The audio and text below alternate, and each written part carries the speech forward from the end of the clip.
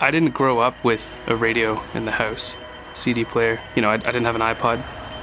I was in cadets in high school. I played drums. That got me into jazz drumming a little bit, but I grew up in a small town, so there wasn't a lot of music.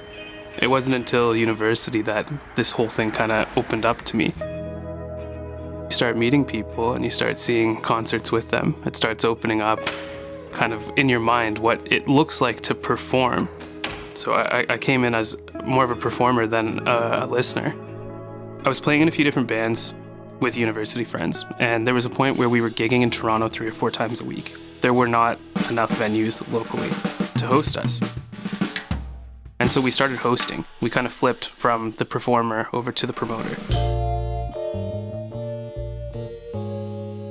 We may not have a ton of venues, but what we do have is a really tight-knit entrepreneurial community. And I think that's like what sets us apart.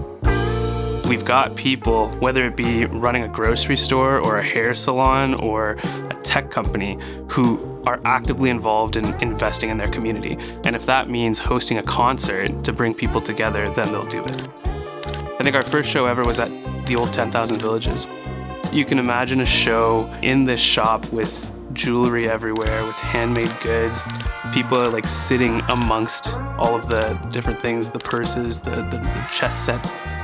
That's how it started. It started really small, 20, 30-person shows, random businesses, whoever would let us in. And it made for cool experiences. That was the whole point, is you're not just there to see a band, you're there to meet people and to experience something together. And from the musician's perspective, it's the same thing. You're there to experience your music in a setting that it wouldn't normally be performed.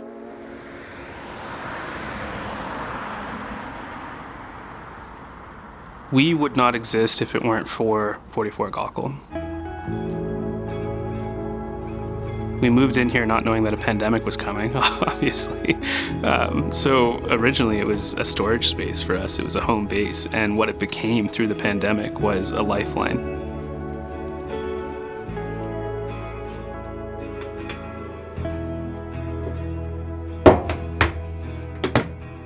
This was actually the room that we moved into. This was all equipment storage. I had a little couch in the corner. There were things hanging from the ceiling, like it was so packed in here. We've been able to grow. We've had the fortune of being able to grow over the last few years and, expanded into another unit for production, opened up a rehearsal space, and then we said, let's use this space for musicians, and that's it.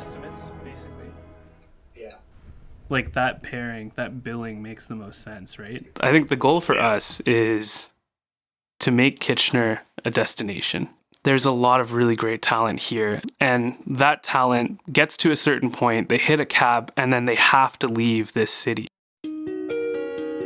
They should leave at a certain point to go and share their music outside of this market, but Kitchener should always be built up enough and have enough support that they feel comfortable coming home. And that's the goal for us, is how do we develop a pathway and a funnel for local talent to grow to an export-ready state?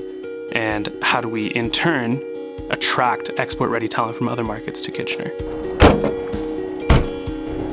Music is emotional. It's an industry that you can be involved in, and you can do the technical thing, you can do the management thing, but at the end of the day, everyone is usually there because of the emotion involved in the craft. There's a lot of, I think, care within our crew of making sure that we're investing in the community around us, because that's what brought us to where we are. It goes full circle. And in Kitchener, we can make an impact in the overall music community by opening doors, whether it be through the City of Kitchener, the BIA, businesses that we work with, to give local artists opportunities to grow. As we work hand in hand with those artists, we can say this is what they actively need. We can advocate for them. And I think it's our responsibility to do that, which is why we're still here.